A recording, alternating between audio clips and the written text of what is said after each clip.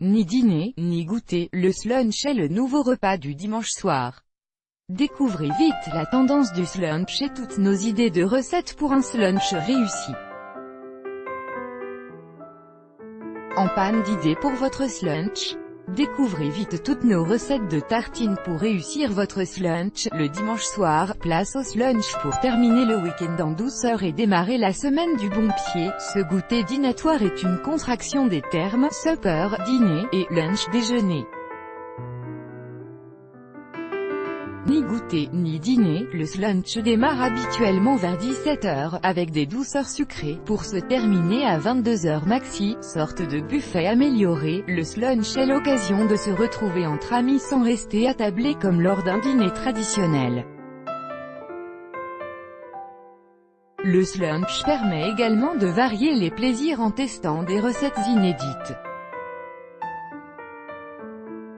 Qu'est-ce qu'on mange lors d'un slunch? Exit le café, les croissants et les tartines de confiture que l'on sert habituellement au brunch, le concurrent du dimanche, version mi-journée, du slunch. Comme le slunch fait à la fois office de goûter et de dîner, on en profite pour mixer sucré et salé.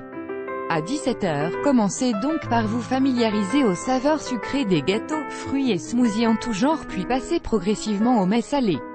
Inutile de préparer un bœuf bourguignon ou de ressortir chips et cacahuètes du placard. Pensez, fringales et grignotage gourmand, c'est l'heure du slunch. Soyez inventif, pas la peine de prévoir à manger pour un régiment. Pour être inventif, préférez les portions individuelles, les bouchées apéritives et soignez la présentation. C'est le moment d'utiliser verrine, pic à brochette, bol japonais et cuillères apéritives. Ces mini-formats permettent à la fois de bluffer vos invités tout en mangeant léger. Qu'est-ce qu'on mange? Une fois vos supports de présentation déterminés, faites le tri dans votre carnet de recettes.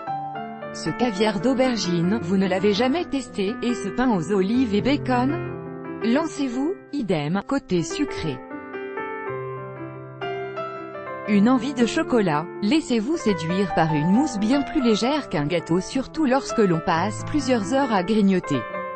Des graines de courge, des pignons, des noisettes et cranberries dans vos placards. Disposez-les dans de petites coupelles sur la table de manière à ce que chacun puisse piocher selon ses envies. Un slunch thématique selon le nombre d'invités et les envies. Pourquoi ne pas proposer un slunch thématique, mexicain, italien ou même marocain? Le slunch permet de mettre à l'honneur des spécialités nomades venues de tous les pays. Sympa l'exotisme, que boire lors d'un slunch? Des jus de fruits, du vin, du thé. Tout est permis, rayon vin, optez pour un rosé qui accompagnera dips, tartines salées et muffins en tout genre. Vous pouvez également choisir un thé vert à siroter tout au long du slunch si vous vous sentez un peu ballonné. Enfin, après le slunch, sortez tilleul, verveine et thym pour une infusion spéciale digestion avant d'aller dormir.